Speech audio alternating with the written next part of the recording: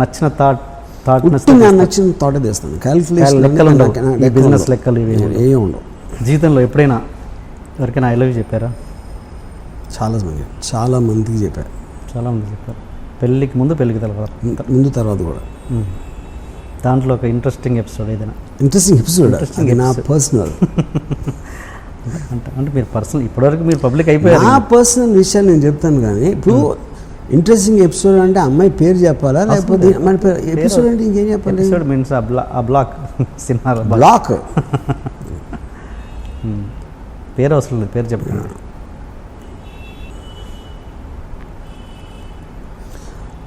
Engineering కాలేజ్లో ఉన్నప్పుడు ఒక సత్య అని ఒక అమ్మాయిని ఇష్టం. అమ్మాయి మెడికల్ కాలేజ్ అమ్మాయి. షీ వాజ్ అంటే ఆ టైంలో ఇంజనీరింగ్ కాలేజ్ కాంపౌండ్లో ఒక మెడికల్ కాలేజ్ కూడా టెంపరీగా ఉండేది. అంటే బిల్డింగ్స్ తర్వాత కడుతున్నారు, ఈ లోపల యూజ్ చేయడానికి అన్నట్టు ఒక బిల్డింగ్ యూజ్ చేశారు అనమాట. సో వాళ్ళందరూ ₹1,00,000 డొనేషన్ కట్టి వచ్చిన వాళ్ళు, మేమందరం 10,000 12,000 కట్టి ఇంజనీరింగ్ బ్యాచ్. ఓకే. సో మా అందరికీ కూడా ఒక ఇన్ఫీరియారిటీ కాంప్లెక్స్ ఉండేది. కానీ మెడికల్ కాలేజ్లో అమ్మాయిలు ఉండేవారు, ఇంజనీరింగ్ కాలేజ్లో చాలా తక్కువ. ఇప్పుడు దాంట్లో అందరికన్నా అమ్మాయి సత్య అమ్మాయి ఒక కారులో వచ్చింది, blue Padmini premier college, Padmini premier car.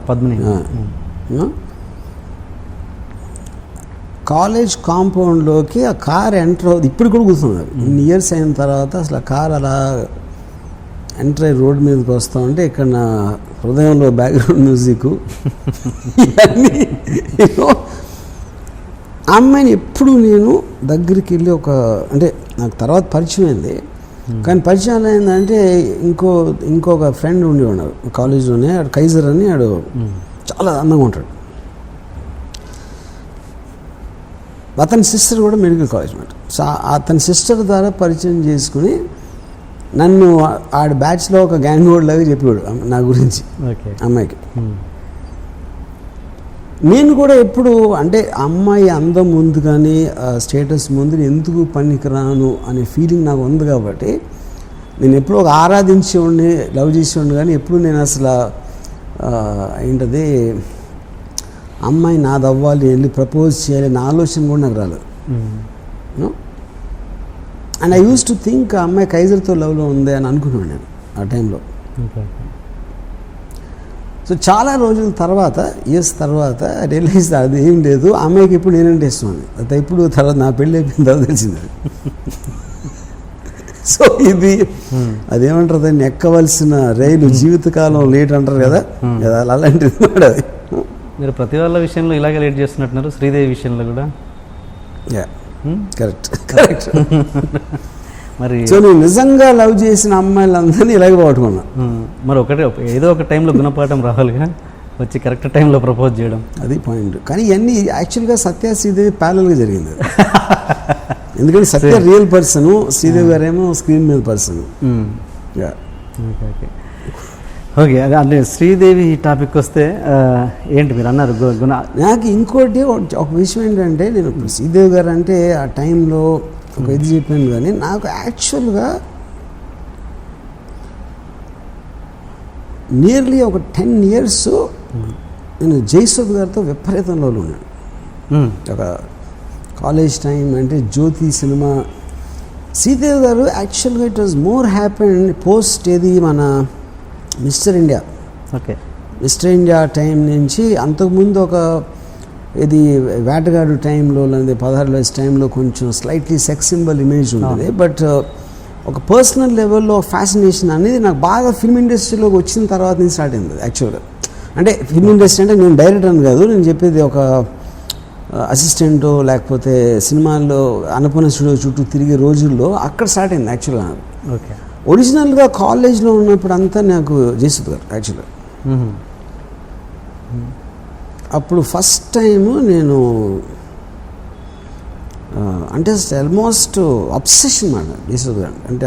ఆవిడ ఫోటోలు లేకపోతే ఒక జ్యోతి సినిమా వాల్ పోస్టరు ఒక కాంపౌండ్ వాల్ మీద అంటించుంటే రోడ్డు మీద నుంచుని ఒక గంటలు చూసి ఉండాలి, అలా చూస్తూ ఉన్నాను. వాల్ పోస్టర్ మీద అంతే. తర్వాత ఒకసారి ఫస్ట్ టైం శ్రీవారి వచ్చినట్లు షూటింగ్ జరుగుతుంటే మా ఫాదర్ని అడిగి జయసుధ అక్కడ జయసుధ గారు కొంచెం దూరంలో ఆవలిస్తున్నారు. అంటే ఒక సినిమా స్టార్ కూడా మనిషిలాగా మామూలు మనిషిలాగా ఆవలిస్తుందని నేను తట్టుకోలేకపోయాను. I just was disappointed and I felt betrayed అసలు. ఇంకోటి స్క్రీన్ మీద మీరు చూసినప్పుడు ఒకరిని అంత పెద్ద స్క్రీన్ మీద లైట్స్, కంపోజిషను, మ్యూజిక్, డైలాగ్తో చూస్తారు కాబట్టి సడన్గా ఏమీ లేకుండా బేరుగా చూసినప్పుడు ఎవరైనా డిసప్పాయింట్ చేస్తారు, ఇర్రెస్పెక్టివ్ అది ఎంత పెద్ద స్టార్ అని అవును. సో అన్ని సంవత్సరం అమరదీపం అనే సినిమా థర్డ్ ఇయర్ ఇంజనీరింగ్లో వచ్చింది. అది మన కృష్ణారాంకిలో రాంప్రియ అని ఒక థియేటర్ ఉండేది. 7 సార్లు ఒక క్లోజప్ కోసం చూసాను ఆ సినిమా. జయసుధ గారు ఒకే ఒక క్లోజప్, ఒక పాటలో జస్ట్ ఒక మ్యాక్సిమం 3 seconds వస్తుంది అది ఆ షాట్ పాటలో. ఆ క్లోజప్ కోసం ఎగ్జామ్స్ జరుగుతున్న టైంలో 7 సార్లు చూసినాను కేవలం ఆ క్లోజప్. ఆ మిగతా సినిమాకి నాకు సంబంధమే లేదు అసలు. అది యాక్టింగ్ కాదు, ఆవిడ ఏం యాక్ట్ చేశారో అది కూడా కాదు. తర్వాత ఒక ఫస్ట్ టైం రావు గారి ఇల్లులో పనిచేస్తున్నప్పుడు అసిస్టెంట్ డైరెక్టర్గా చేశాను రావు గారిలో. తెలుసు. జయసుధ గారికి సీన్ పేపర్ ఏమని మా డైరెక్టర్ చెప్పారు తరణి. అంటే ఫస్ట్ టైం జయసుధ గారికి 2 అడుగుల దూరంలో నిలబడే అవకాశం వచ్చింది నాకు. సో నేనే రాసిన సీన్ పైగా నేను మొత్తం రాసి ఆవిడకి ఇస్తున్నాను కాబట్టి ప్రతి వర్డు ఇది అది అంటే ఆ రోజుల్లో ఇది కూడా ల్యాప్టాప్ ఉండేది కదా, అన్ని హ్యాండ్ రైటింగ్ అవి చింపేసి మళ్ళీ రాసి నాకు చాలా బ్యాడ్ హ్యాండ్ రైటింగ్ పైగా. తెలుగు రాయడం వచ్చా మీకు? Of course. నా హ్యాండ్ రైటింగ్ ఎంత అందంగా నా శక్తికి మించిన కృషి చేసి ఫైనల్గా సీన్ రాసి తీసుకెళ్ళాను. ఏది రాత్రి అంతా రాసి పొద్దున్న రాసి ఆవిడ షూటింగ్ వచ్చే టైంకి ఆవిడ కూర్చుని ఉంటే వెళ్ళి ఇచ్చాను పేపర్. నా మైండ్లో ఏంటి, ఆవిడ చదివి ఇంప్రెస్ అయిపోయి ఎవరు రాశారు అని ఒక బల్బులాగా ఆవిడ మొహం వెలిగి నేనే రాశాను అని చెప్దామని నా ఫ్లాష్ ఫార్వర్డ్ అయిపోయింది సీన్. ఆల్రెడీ మొత్తం బ్యాక్గ్రౌండ్ ఎడిటింగ్ చేసి నా మైండ్లో ప్లే అయింది అది ఆల్రెడీ చాలాసార్లు. నేను ఇవ్వగానే ఎన్ని పేజీలు అది ఫస్ట్ టైం. అది ఆబ్వియస్లీ ఐ నో ఆవిడ అన్ని సినిమాలు చేసాక మళ్ళీ సీన్ చూసి ఎక్సైట్ అయిపోయేంత సీన్ అనేది ఏ సీన్లోనే రాదు అంత ఒక ఆర్టిస్ట్కి. యూనో ఎన్ని పేజీలు అంటే నేను ఏదో చెప్పాను. అప్పుడు సీన్ వినిపిద్దామంటే ఉట్టి షార్ట్ చెప్పు చాలా. ఇప్పుడు ఆ సీన్ అంతా చదివి ఓపిక ఏది లేదు. అప్పుడు మొత్తం నా ప్రేమ నా ఆరాధన అంతా మీద ఒక చెంబుడు నీళ్లు టబాక్ వేసే అయిపోయింది అక్కడ. దాని తర్వాత మనీ సినిమాకి నేను ప్రొడ్యూస్ చేయడానికి ఆవిడతో మాట్లాడటానికి ఆవిడ ఇంటికి వెళ్ళాను. నేను ఇంకా తల దువ్వేసుకుని వేసి నాకున్న బెస్ట్ షర్ట్ అన్నీ వేసుకుని ఆవిడ ఇంటికి వెళ్ళి నేను బెల్ కొడితే తలుపు ఇలా తెరుచుకుంది. నాకేం కనపడలా. ఏం కనపడలేదు ఏంటంటే అది నితిన్ కపూర్ చెస్ట్, అది నా ఎదురుగా ఉంది అక్కడ. నేను ఇలా తలెత్తి చూసి అయిపోయింది, అక్కడితో నా స్టోరీ ఫినిష్డ్. అంటే పెళ్ళైంది అన్న విషయం నాకు తెలుసు, కానీ సడన్గా నితిన్ కపూర్తో నేను పోల్చుకుంటే నేను ఒక టీంగా ఒక ఏంటి ఇలా కొట్టేయండి వెళ్ళి హైదరాబాద్ చెన్నైలో జరిగింది. నేను వెళ్ళి హైదరాబాద్లో పడతాను. దాంతో నా లవ్ స్టోరీకి ఫుల్ స్టాప్ పెట్టింది అంతే. ఈ విషయాలను ఎప్పుడైనా డిస్కస్ చేశారా ఆవిడతో మధ్యలో? నాట్ ఇన్ వెరీ అప్పుడప్పుడు చెప్పాను, but not in so much detail. ఏమంటారా రియాక్షన్ ఏంటి? She won't believe it. అని ఇన్ని ఇలా చెప్పి మళ్ళీ శ్రీదేవి గురించి మాట్లాడతావు కదా, అది వేరే ప్యారలల్ ట్రాక్స్. అంతేగా. మీరు ఇప్పటికీ చాలామంది దగ్గర మీ దగ్గర వాళ్ళ దగ్గర ఇప్పటికీ గిల్టీగా ఫీల్ అవుతారని, ప్రపోజల్ విషయంలో చాలా లేట్ చేశానప్పుడు ఇదేనా శ్రీదేవి గారి విషయంలో ఇప్పటికీ గిల్టీగా ఫీల్ అవుతారా? What ever I said already నేను బుక్లో రాశాను, నా ఇష్టంలో రాశాను. అండ్ హిమ్మత్వ అమితాబ్ గన్స్ అంతా ఓకే ఓకే. అంటే దాని గురించి బోన్గా స్టేట్మెంట్ ఇచ్చేసి ఈజ్ ఎ పర్వర్టెడ్ మ్యాన్ అన్నట్టు కూడా ఇచ్చారు కదా. ఇప్పుడు మీడియా కూడా అడుగుతుంది ఇలా అన్నాడు దాని మీద అంటే ఏమంటాడు బోని కూడా ఇస్తాడు. ఓకే. ఇది ఒకవేళ శ్రీదేవి గారు చాయిస్ బోనికా పూరి అయితే కనుక అంతకంటే బెటర్ చాయిస్ నేను కదా, అది నేను తొందరపడలేదు అన్నారు. దాని మీద మీ అదే అంటే అదే కదా నేను చెప్పింది. ఆబ్వియస్లీ ఇప్పుడు నేను నాకు అంత ఎత్తులో ఉంది ఒక అమ్మాయి అనుకున్నప్పుడు నాకన్నా నా ఉద్దేశంలో తక్కువ ఎత్తున చేసుకుంటే నేను ఫెయిల్ అయినట్టే కదా. అది ఇందాక నేను సత్య విషయంలోని ఈ విషయంలో కూడా అది చెప్పింది. అనురాగ్ కశ్యప్ నేను మీ శిష్యుడు అనుకోవచ్చా? శిష్యుడు నాకు శిష్యుడు పని చేశాడు అంతే, వర్క్ చేశాడు. సో ఓకే, ఇప్పుడు ఉడతా పంజాబ్ సినిమా అదేదో లీకేజ్, వీడియో లీకేజ్ అయింది. దాని విషయంలో నిజంగా ఎవరి పాత్ర ఉండొచ్చని మీ ఫస్ట్ ఆఫ్ ఆల్ ఒక సినిమా అనేది ఒక ఎడిటింగ్ రూమ్లో ఉంటుందని, ఎడిటింగ్ రూమ్లో మీరు పెడతారు సెన్సార్ పర్పస్ అని. అదే దాని మీద వర్క్ జరుగుతుంది ఒకసారి, అదే దాని మీద సౌండ్ ఎఫెక్ట్స్ వర్క్ జరుగుతూ ఉండొచ్చు, లేకపోతే రకరకాల జరుగుతూ ఉండొచ్చు. అదే కాపీ మీరు అక్కడికి ఇస్తారు. సో అది బయటకు వెళ్ళాలంటే ఏ సోర్స్ నుంచి అయినా వెళ్ళొచ్చు. సెన్సార్ బోర్డ్ నుంచి వెళ్ళటం అనేది మాత్రం ఇంపాసిబుల్ అని నా ఫీలింగ్. ఎందుకంటే most of the time censor వాళ్ళు ఒక బోర్డు వచ్చి ఒక థియేటర్లో చూస్తారు. ఆ థియేటర్ మీద వాళ్ళ కంట్రోల్ ఉండదు, అది వాళ్ళకి ఎవరు ఫిజికల్గా ఇవ్వట్లా ఒక కాపీ తీసుకెళ్ళి. ఓకే, మనం వెళ్ళి ఆర్గనైజ్ చేసి ఒక థియేటర్లో పెడుతున్నాం.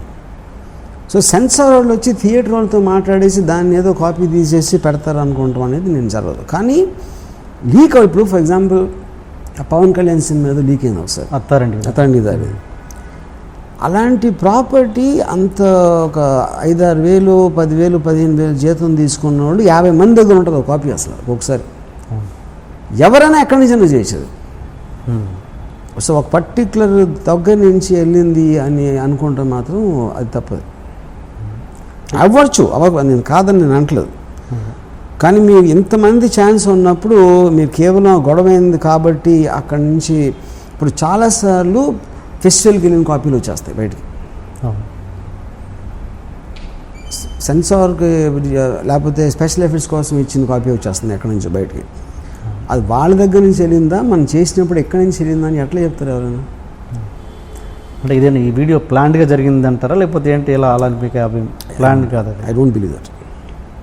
ఓకే, అంటే నేను అనేది అదే, ఇప్పుడు ఏదైనా ప్లాన్గా జరగచ్చు, I'm not saying no to that.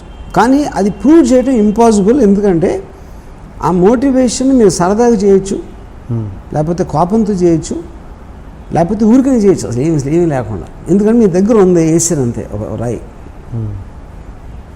Okay, mischief చేయటం అనేది చాలామంది మనుషుల్లో ఉంటుంది. పట్టుబడను అనే నమ్మకం ఉన్నప్పుడు చాలామంది అలాంటివి చేస్తారు. ఇంకోటి ఇప్పుడు అథాంటి దారేది ఎన్నో రోజుల ముందు వచ్చేసింది, నాకు తెలిసి ఒక వారం ముందు వచ్చినట్టు గుర్తున్నారు. ఆయన కూడా ఓపెనింగ్ తీసుకున్నారు, ఫెంటాస్టిక్, ఏమీ డిఫరెన్స్ ఇవ్వలేదు దానికి. దీనికి కూడా సేమ్ థింగ్ భూమికి జరిగింది. అది భూమి సినిమాకి అమితాబ్ బచ్చన్ గారు భూము 3 నెలల ముందు వచ్చింది, అది ఏం ఫరక్ పడలేదు. ఇప్పుడు దీనికి కూడా అదే పరిస్థితి. అండ్ మీరు అప్పట్లో ఉదయ్ కిరణ్ బయోపిక్ ఏమైనా ప్లాన్ అన్నారు? ఇప్పుడు అనుకోలేదు. ఉదయ్ కిరణ్ ఎవరో తెలియదు నాకు, అసలు ఉదయ్ కిరణ్ నేను చూడలేదు ఇప్పుడు.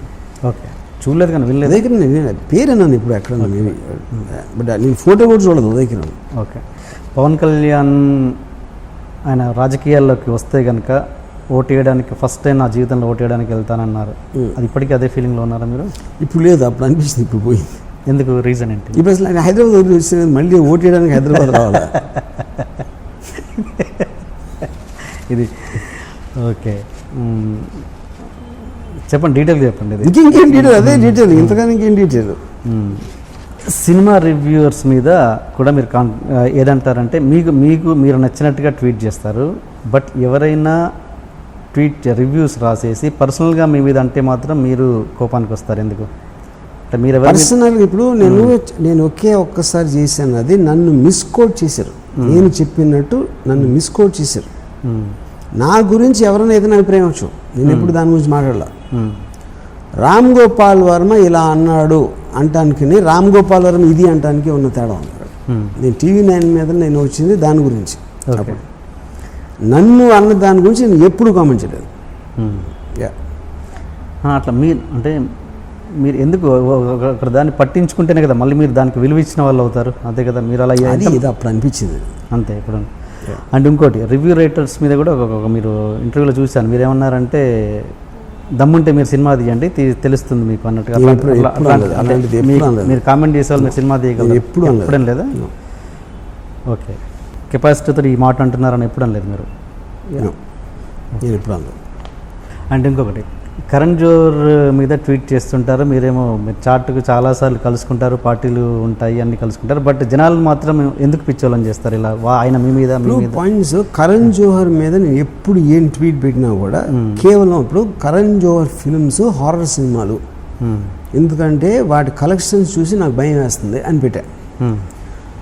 మీడియా ఏమో కరణ్ జోహర్ సినిమాలు హారర్ సినిమాలు ఒకటే తీసి పెట్టింది. అది ఓకే, అది కాంప్లిమెంట్ నేను ఇచ్చింది. ఎస్, కలెక్షన్ చూసి నాకు భయం వేస్తుంది అందుకని హారర్ సినిమా అంటే అంతకన్నా కాంప్లిమెంట్ ఏంటి ఒక డైరెక్టర్ ఇంకో డైరెక్టర్కి ఇవ్వడానికి?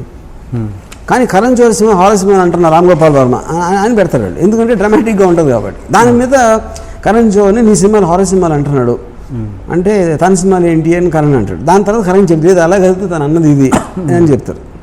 అప్పుడు మళ్ళీ మేము ఇద్దరు ఫోన్ చేసుకుని మాట్లాడుకోండి ఒకళ్ళు యూనో. సో అది టోటల్గా ఇట్ ఈస్ మీడియా మేడ్, అది నాకు లేదు మీకు లేదు, కానీ మీడియా నమ్ముతుంది. నేను చెప్పినా నాకేమీ లేదు, కరణ్ జోహర్ చెప్పినా కూడా నమ్మకుండా మీడియా వాళ్ళు మీడియానే నమ్ముతారు. తర్వాత చాలా కౌంటర్స్ జరిగాయి. ఏం కౌంటర్ అది చెప్పండి. ప్రతి దానికి రామగోపాల్ బతికే ఉన్నాడా అని ఆయన అనడం, ఇలాంటివి అదే అంటున్నా, ఆయన మ్యాడ్ అని అదే ఇలాంటి నేను తను నా ఇద్దరి మీద జోకులు వేసుకుంటూ ఉంటాం. నేను వివేక్ మీద చెప్తాను అది, లేకపోతే ఇంకో కరణ్ జోహర్ అనేది బాగా పాపులర్ ఫిగర్ కాబట్టి కొంచెం ఎక్కువ లైన్లోకి వస్తుంది. ఓకే, డిపార్ట్మెంట్ సినిమా అప్పుడు ఈ 5D కెమెరా అది తీస్తూ చేసినప్పుడు సంజయ్ దత్ చిన్న కెమెరా అని చెప్పేసి అది కూడా అది చిన్న అది తప్పదు. కెమెరాల గురించి నాకు సంజయ్ దత్కి ఎప్పుడు ఏం జరగలేదు, కెమెరాలకు సంబంధం లేదు. ఆ ఇష్యూ మీదకి వచ్చిందా? ఇలా కెమెరాల మీద లేదు అసలు, కెమెరాల మీద నాకు తనకి డిఫరెన్స్ రాలేదు. ఓకే, ఈ ఇష్యూ మీదకి వచ్చిందా ఇలా కెమెరా వల్ల సంజయ్ దత్ గొడవ? నా దగ్గర రాకుండా ఎట్లా ఉంటుంది? నేనే కదా డైరెక్టర్, మీ ఇద్దరు రోజు సెట్లో ఉన్నప్పుడు నా దగ్గర రాకుండా ఎట్లా ఉంటుంది? ఓకే, ఇంకా ఫ్యామిలీ విషయానికి వస్తే మీరు ఒక మంచి ఫాదర్ అని, ఒక మంచి ఫ్యామిలీ పర్సన్ అని, కానీ మీరు బాగా చూసుకున్నంతగా మీ ఫ్యామిలీని ఇంకెవరు చూసుకోరని మీకు దగ్గర నాకు చెప్పారు. కానీ ఎందుకు మీరు మిమ్మల్ని ఇంకా సొసైటీకి మాత్రం అలా ఇంట్రడ్యూస్ చేసుకుంటారు ప్రతిసారి?